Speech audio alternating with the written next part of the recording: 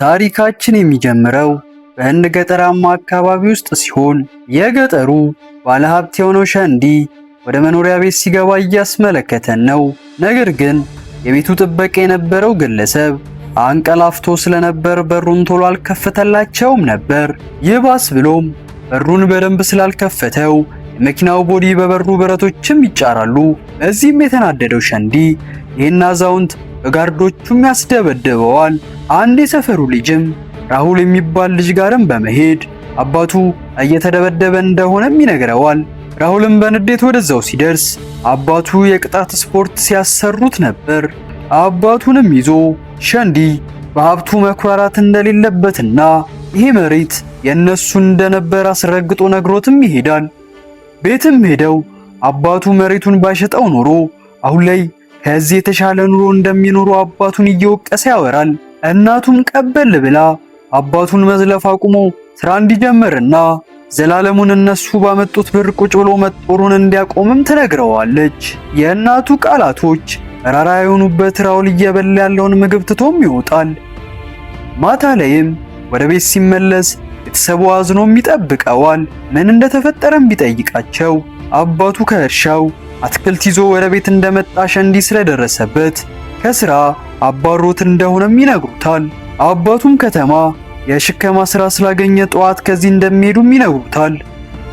ጠዋት ላይም ዕቃቸውን ሰብስበው ወደ ከተማ እያመሩ ሳለ መሃል ላይ ራሁል ከመኪናው ወርዶ ወደ ሸንዲ መኖሪያ ቤትም ይሮጣል።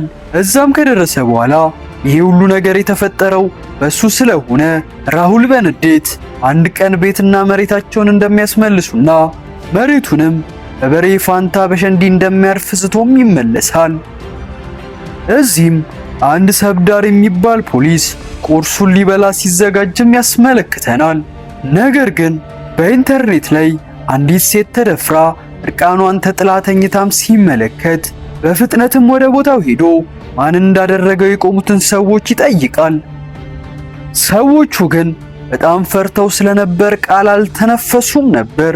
አንድ ሰውም ወደ መሃል ወጥቶ የፓርላማው አባል ልጅ ወንጀሉን እንደፈጸመውም ይነግረዋል። እናም እነዚህ ሰዎች ከዚህ በፊት እንደዚህ አይነት ወንጀል ፈጽመው ነበር፣ መንግስት ግን ምንም እርምጃ እንዳልወሰደም ይነግረዋል። ሰዎቹም የት እንደሚኖሩ የሰብዳር ቦታውንም ያሳየዋል። ሰብዳርም ወደ ቦታው ደርሶ እነዚህን ወንድ አሰዳቢ የሆኑትን ወንጀለኞች እየጠፈጠፈም ዋጋቸውን ከሰጣቸው በኋላ ደፋሪውንም ወደ ቆሙት ህዝቦችም አምጥቶ ይመሰክሩበት እንደሆነ በጠየቃቸውም ሰዓት ሁሉም እንደሚመሰክሩበትም ያረጋግጡለታል። እነ ራሁልም አንድ የገበያ ማዕከል ላይ የሽከማ ስራም ጀምረዋል። ነገር ግን ብዙም ሳይቆይ ራሁል ገበያ መሃል ላይ ሻይ ከምትሸጠዋ መንዳ እልም ያለ ፍቅርም ይጀምረዋል። እናም ለጓደኛው ገንያ እቺን ሴት በገበያው መሃል እንደሚያገባት እየፎከረም ይነግረዋል። በመቀጠልም ራሁል ወደ መንዳ በመሄድ ማንም ተሸካሚ የማያዘውን ስፔሻል ሻይ ያዛታል። መንዳም የራሁል መቀናጣት እያስገረማት ሁሉም ኖርማል ሻይ በአንድ ብር እንደሚጠጣና እሱም አርፎ እሱን እንዲጠጣ ምክር ቢጤም ትሰጠዋለች። ራሁል ሀብታም የምትሆንበት ጊዜ ቅርብ ነው የተባለ ይመስል ምክሯንም ትቶ እሷን የመጥበሻ ቃላቶችም ይሰነዝርባታል። መንዳም ሁሉም እዚህ ቦታ ላይ የሚሰሩ ወንዶች ይመኟትም፣ እሷ ግን አይደለም የነሱ ልትሆን እሷ በጠጣችው ብርጭቆ ማንም ሊጠጣ እንደማይችል ስትነግረው ራሁልም የሆነ ቀን ራሷ ተጎንጭታ ሻዩን እንደምታቀርብላት ነግሯት የሻዩንም ቀብድ ሰጥቷትም ይሄዳል። ማታም ከደሞዝ በኋላ አንድ ሰልፍ ተመልክተውም ይጠይቃሉ። ሰልፉም እዛ ገበያ ውስጥ የሚሰራ ሰራተኛ በሙሉ ግብር ለመክፈል እንደተሰለፉም ይነገራቸዋል። በዛችም ቅጽበት የመንዳ ሰካራሙ አባት ተደብቆ ሊያልፍም ሲሞክር ሰዎቹ ሊሸውዳቸው በማሰቡ ተናደው መደብደብም ይጀምራሉ። መንዳም አባቷን ልታስጥል ስትመጣ እሷንም ይወረውሯታል። በዚህም መታገስ ያልቻለው ራሁል ከሰዎቹ ጋር መቀጣቀጥ ይጀምራል። በመጨረሻም በከተማው ፖሊስ ሰብዳር እጅ ላይ ይወድቃሉ። እናም ሰብዳር ገና ከመጡ ሳምንት ሳይሞላቸው ከሳልቪ ሰዎች ጋር ጥል መፍጠራቸው ቂል መሆናቸውን የሚያሳይ እንደሆነም ይነግራቸዋል። እነ ራሁልም የሰሩት ስራ እንደጸጸታቸውና ከዚህ በኋላ እንደማይደግሙት ቃል ገብተው ከእስር እንዲፈታቸውም ይጠይቁታል። ነገር ግን ግማሽ የግድያ ሙከራ ሰዎቹ ላይ ስለፈጸሙ ምናልባት ሰኞ በዋስ እንደሚፈቱም ይነገራቸዋል። እስር ቤት ውስጥም አንድ ናንያ የሚባል ከባድ ማፊያም ያስመለክተናል። እነ ራሁልም ወደ ውስጥ ሲገቡ የሳልቪ ሰዎች እነሱን ሊያጠቁ ይሞክራሉ። ነገር ግን ራሁል በመጨረሻ ማንን እየተሳፈጡ እንደነበር እየጠፈጠፈም ያሳያቸዋል። ናንያ መሃል ገብቶ ጥሉን እንዲቆም ካደረገም በኋላ ከጎኑ በመቀመጥ ስም ተለዋውጠው ሰኞ በዋስ እነሱን እንደሚያስፈታቸውም ይነግራቸዋል። ሰኞም ደርሶ ከእስር ይፈቱና ወደ ናንያ ቤትም ይሄዳሉ። ናንያም ቆሳስለው ባያቸው ሰዓት ምን እንደሆኑም ሲጠይቃቸው የሳልቪ ሰዎች ሊያጠቋቸው እንደሞከሩና ራሱ ሳልቪን ዋጋውን ሊሰጡት እንደሚፈልጉም ይነግሩታል። ናንያም ከሳልቪ ጋር በፖለቲካው ስለማይስማሙ ለራሁል እሱን የሚያገኝበትን መንገድም ያመቻችለታል። ሳልቪ ያለበትንም ቦታ አግኝተው ራሁል በኃይልም ይደበድበዋል። እናም ከዚህ በኋላ ገበያው መሃል ሰዎቹንም ልኮ ግብር መሰብሰቡን እንዲያቆምም ያስጠነቅቀዋል። ትተውትም ሊሄዱ ሲሉ ሳልቪ አዋርደው ስለቀጠቀጡት ብቻ ተነስቶ ሊያጠቃቸውም ይሞክራል። ራሁል ግን ገፍትሮት ከመስታወቱ ጋር ለትሞ ሳልቪ እዛውም ጭጭ ይላል። እንደተለመደውም በሰብዳር እጅ ላይ ይወድቃሉ። እነሱም ድንገተኛ አደጋ እንደሆነም ደጋግመው እየነገሩትም ሳለ የፓርላማው አባል ከናንያ ጋር በመምጣት ራሁል ምንም ያደረጉት ነገር እንደሌለና እሱ ሰዎች በመሆናቸው እንዲፈታቸውም ለሰብዳር ይነግረዋል። ሰብዳርም ፋታቸውን በማመናቸው ሊፈታቸው እንደማይችልም ሲናገር የፓርላማው አባልም ቲቪ አስከፍቶ ትናንት በቦታው የተገኙትን ሰዎች ሳልቪ የሞተው ተደብድቦ ሳይሆን በስካር መንፈስ ከመስታወት ጋር ተጋጭቶ እንደሆነም ይናገራሉ። እነ ራሁል ላይም በቂ ምስክር ባለመኖሩ እንዲፈቱም ይደረጋል። ሰብዳርም እንዴት እንዲህ ሊሆን እንደቻለም ሲጠይቃቸው ናንያ ሰዎቹን አስፈራርተውና አይተውት የማያውቁትን ገንዘብ ሰጥተዋቸው የውሸት እንዲመሰክሩ እንዳደረጉም እያላገጠም ይነግረዋል። እናም የፓርላማው አባል ሰብዳር በድጋሚ ከስራው እንዳይታገድ የሚፈልግ ከሆነ አርፎ እንዲቀመጥም አስጠንቅቀውት ይወጣሉ። የሥራ ባልደረባውም ከዚህ በፊት አለቃው ለምን እንደታገደም ሲጠይቀው ሰብዳርም ከሁለት ዓመታቶች በፊት አንድ የፖለቲከኛ ልጅ ኮሌጅ ውስጥ ሴት ደፍሮ በመጣሉ እሱንና ጓደኞቹን ዋጋቸውን በመስጠቱ እንደሆነም ይነግረዋል። ራሁልም ለአባቱ ሥራ ቦታም በመሄድ አባቱ ከዚህ በኋላ ሽከማ አቁሞ ወደ አዲስ ቤታቸው እንዲሄዱም ይጠይቀዋል። አባቱ ግን ራሁል የሰራውን ሥራ ቀድሞ አውቆ ነበርና ራሁል ወዳለው ቤት ከመሄድ ይልቅ የሰራ ያለውን ነገር አቁሞ በሰላም ኑሮን እየተሸከመ እንዲኖርም ይጠይቀዋል። ራሁል ግን አባቱን ሊያሳምነው ቢጥርም አባትየው ፈቃደኛ ሳይሆኑ ይቀራሉ። እዛም አንዲት ሕፃን የምትበላው ነገር ስታማረር ሰምቶ ረሷም ይሄዳል። ምን እንደተፈጠረም ሲጠይቅ አባቷ ሁሌም ማይረባ አትክልት እንደሚያበላትም ትነግረዋለች። ራሁልም ሰውየውን አትክልት አምጪ ሰራተኛ ሆነክ ለምን ልጅን ደህና ምግብ አታበላትም ብሎም ይጮህበታል። ይሄ ግለሰብ ግን አትክልቶችን ከገጠር ወደ ከተማ የሚያመጣ ሹፌር ቢሆንም እዚህ የሚከፈለው ክፍያ ግን በጣም ትንሽ በመሆኑ የልጁን ፍላጎት ማሟላት እንዳልቻለም ይገልጽለታል። ራሁልም ሰውየው ጋር ሄዶ ብር እንዲጨምርለት እንዲነግረውም ያደርግና ሰውየው ብር እንዲጨምርለት ለተረካቢ ሰው ይነግረዋል። ተረካቢውም ከ500 ብር በላይ እንደማይጨምርለትና እንደውም ከዚህ በኋላ የሱን ጭነት እንደማይገዛም እየጮኸ ይናገራል። የጥጋቡም ጥጋብ ያንተን ጭነት እስኪ ማን ይገዛል ባለበትም ሰዓት ራሁልም ከመሃል ይገዛለው ብሎም ይወጣል። ይህም ሰው ለረጅም ዓመታት እዚህ ገበያ ላይ ተረካቢ ሆኖ በመስራቱ ከኔ ውጪ ማንም አይረከብም ብሎ ወደ ራሁል ጣቱን ሲዘረጋ ራሁልም በንዴት ይህን ሰውና ግብረ አበሮቹን በደንብ አድርጎ ቀጥቅጧቸው ከዚህ በኋላ እዚህ ገበያ ድርሽ እንዳይሉም ነግሮ ያባርራቸዋል። ከዛም 8000 ብር ሲያስረክቡ የነበረውን አትክልት እሱ በ12000 እንደሚረከባቸው ገበያው መሃል ቃል ይገባላቸዋል። በዚህ ጊዜ ሁሉም በደስታም ያጨበጭባሉ። መንዳም በራሁል ድርጊት ሳትኮራበት አትቀርም። እናም ስላስደመማት ብቻ ስፔሻሉን ሻይ ቀምሳም ትሰጠዋለች። ራሁልም ወደ ናንያ በመሄድ ከገበያው አትክልቶችን 12000 ብር ቢረከቡ ብዙ ትርፍ ሊያገኙ እንደሚችሉ ለናንያም ለማሳመን ስራ ይጀምራል። ናንያም ራሁል ላይ ስለሚተማመንበት ብቻ እሱ እንደፈለገ እንዲያደርግም ይፈቅድለታል። በዚህም ጊዜ ቪዳና ዲያ የሚባሉ ሁለት ወንድማማቾች ወደዚህ በመምጣት ራሁል የነሱ ተላላኪ እንደነበር እየቀለዱም ያወራሉ። ናንያም በመሃል የርዕሰ አስተዳደሩን ሳልቪ እሱ እንደገደለው ሲነግራቸው በድንጋጤ ዞረው እሱን ማሞገስም ይጀምራሉ። ናንያም የመጡበትን እንዲናገሩም ሲጠይቃቸው ገጠሩ ውስጥ መሬት የሚፈልጉ ከፋይ ባለሀብቶች እንዳገኘና የገጠሩ ነዋሪዎች ግን መሬታቸውን ሊለቁ እንዳልቻሉም ሲናገር ራሁልም በመሃል በመግባት እሱ መሬቱን ራሱ ሊያስለቅቅ እንደሚችልም ተናግሮ ለዚህ ስራ ግን እነዚህ ወንድማማቾች የሚያገኙት 30% እንደሆነም ይናገራል። ለነሱ 30% ትንሽ ቢሆንም በስተመጨረሻም ይስማማሉ። ወደ ገጠሩም ሄደው የራሱን ህዝቦች በግድ ወረቀቱ ላይ እንዲፈርሙም ያስገድዳቸዋል። በዚህ ጊዜም የገጠሩ መምህር ወደ ቦታውን በመምጣት ያደረጉ ያሉትን ነገሮች እንዲያቆሙ እየጮህም ይናገራል። ራሁል ግን በልጅነቱ ከትምህርት ቤት አባረውት የነበረውን አስተማሪ ከፊቱ በመቆሙ እየተዝናና የደረሰበትንም ቦታ በኩራትም ይናገራል። ይሄ መምህርም ይሄ ራሁል የድሮ ራሁል መስሏቸው በጥፊ የሚመቱት ጀመር። ይህንንም መታገስ ያልቻለው ራሁል በሽጉጥ ደረታቸውንም ብሎ ይደፋቸዋል። ምስኪን አባት። እናም ሁሉም የማይፈርሙ ከሆነ የመምህሩ ዕጣ ፈንታ እንደሚደርስባቸውም ይናገራል።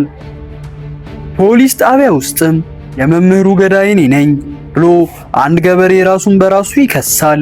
ሰብዳር ግን ሁሉን ነገር ያቅ ነበርና ሽጉጡን ወደፊት ገፍቶ እንዴት እንደገደለው እንዲያሳየውም ይነግረዋል። ሁሉም ነገር ውሸት እንደሆነ ሲረዳ ጠበቃውን እንዴት አሳምነው ወደዚህ እንዳመጡት ሲጠይቀው ጠበቃው ገበሬው ብዙ የቁማር ዕዳ ስላለበት እሱን ከፍለውለትና ቤተሰቦቹ ስለ ብር እንዳያስቡ ብዙ ብሮችን ሰጥተው እንደሆነም እያላገጠ ይነግረዋል። ዘገንዘብ ኢዝ ፓወር ይላል ይሄ ነው።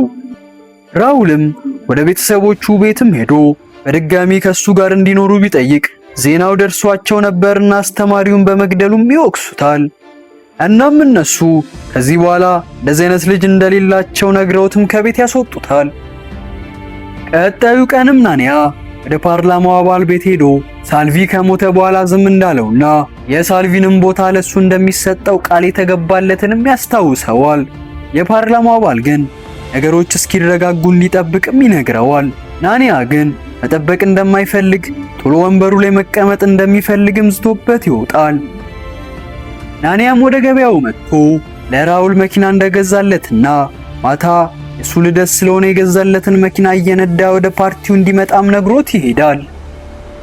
በዚህ ጊዜም እንደ አባት ሊቀመጥ ካደረጉትም በኋላ ናንያ ለሚያስበው ጥሩ ሰው ሳይሆን መሬታቸው እንዲሸጥለት የእህቱ ጭንቅላት ላይ ሽጉጥ ደቅኖ በግድ የአባቱን መሬት እንደገዛና እነሱም ደግሞ እዚህ ድህነት ላይ የመውደቃቸው ምክንያት ናንዲ እንደሆነም ይነግሩታል።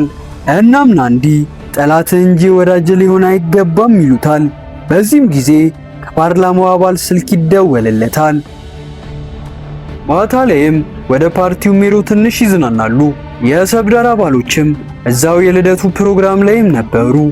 በድንገት ግን ራሁል ናንያ ሳያስበው በያዘው ቢላ አንገቱን ብሎም ይገላግለዋል። ሰብዳርም ነገሩን ባየ ጊዜ ራሁልን ፖሊስ ጣቢያ ሊወስደው ይሞክራል።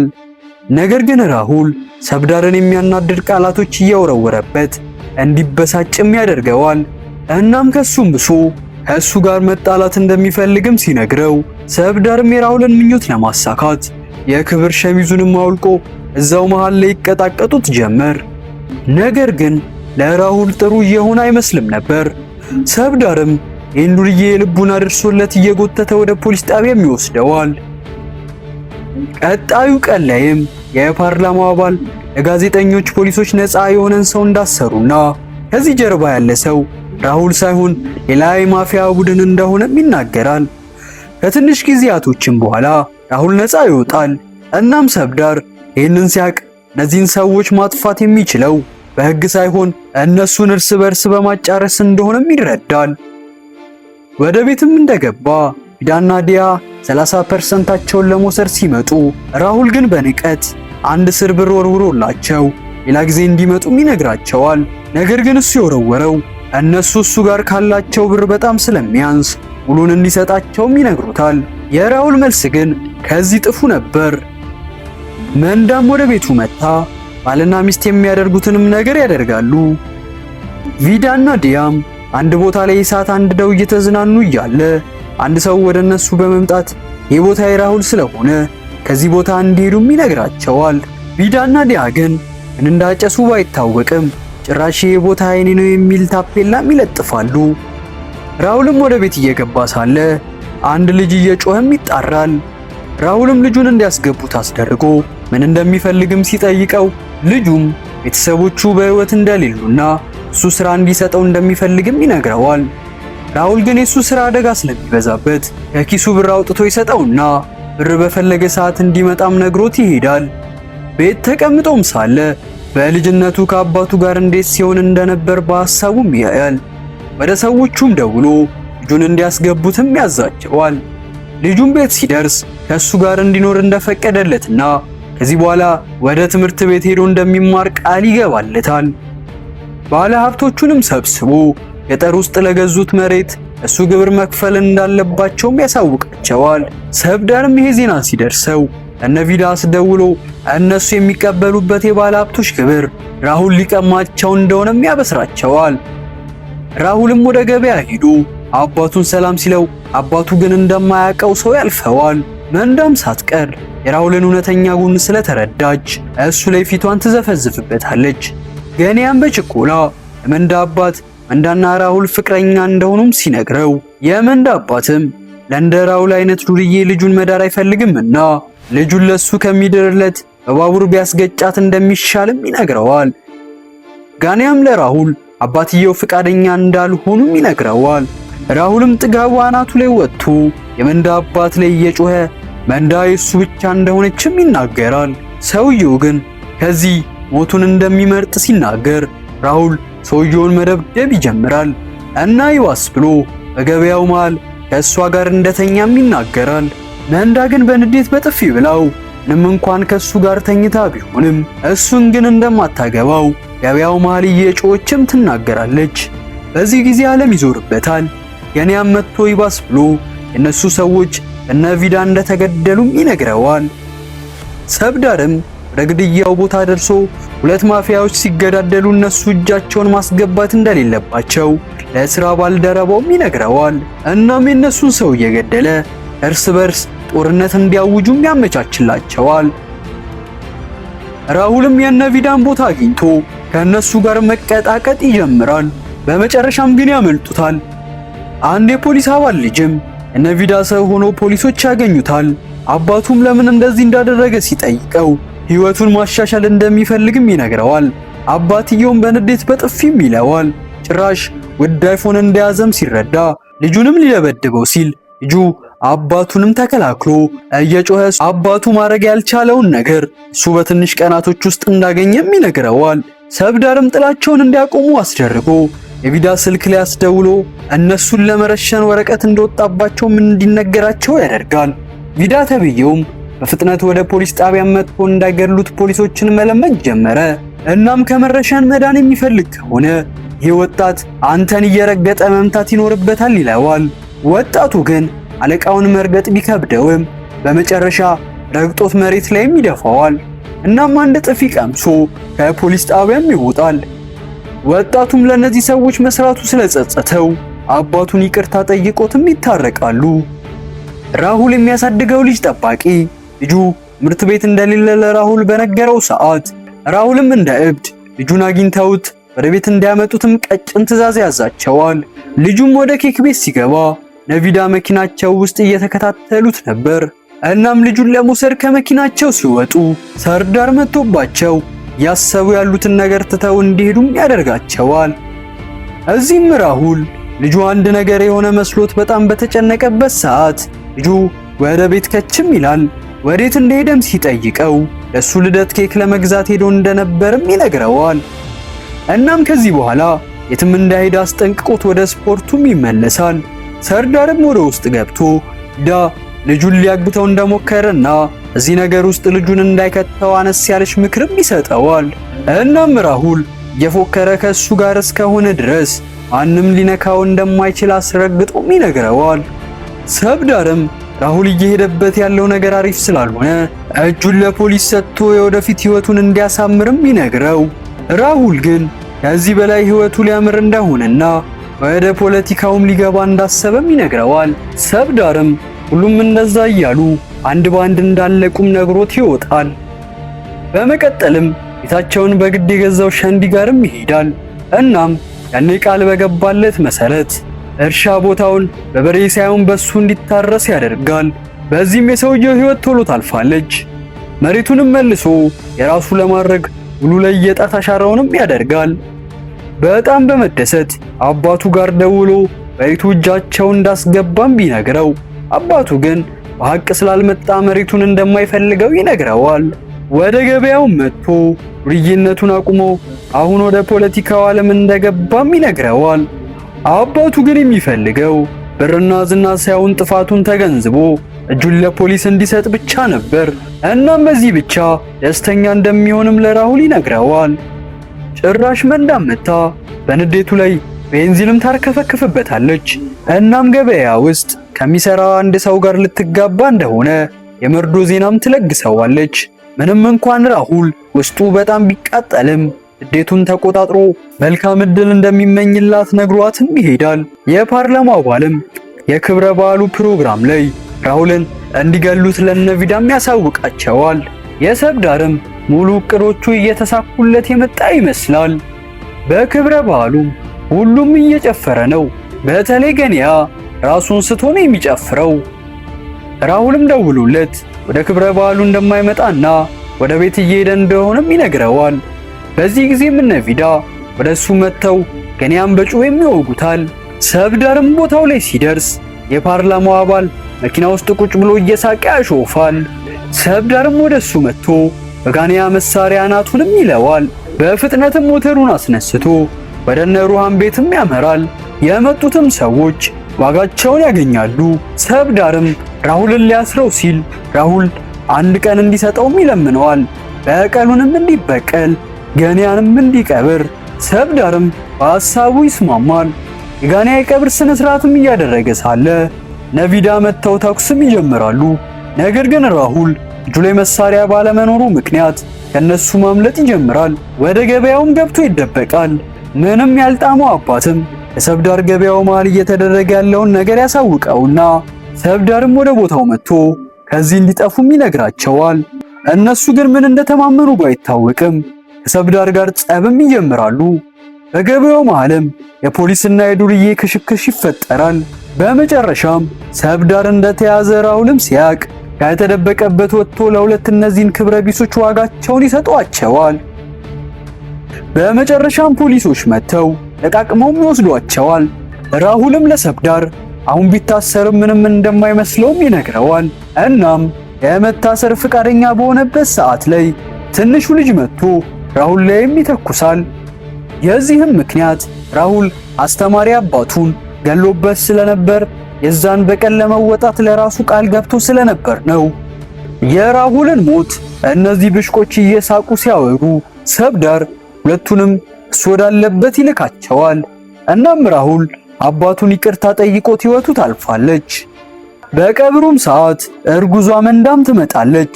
እናም ራሁል ልጁን ሳያቅፍ መሞቱ ትንሽ ሐዘን ቢጭርም ምንም እንኳን ፍጻሜው ደባሪ ቢሆንም የፊልማችን ታሪክ የራሁል የቀብር ስነ ስርዓት ላይም ያበቃል። ታሪኩን ከወደዳችሁት ላይክ ማድረጋችሁን እንዳትረሱ።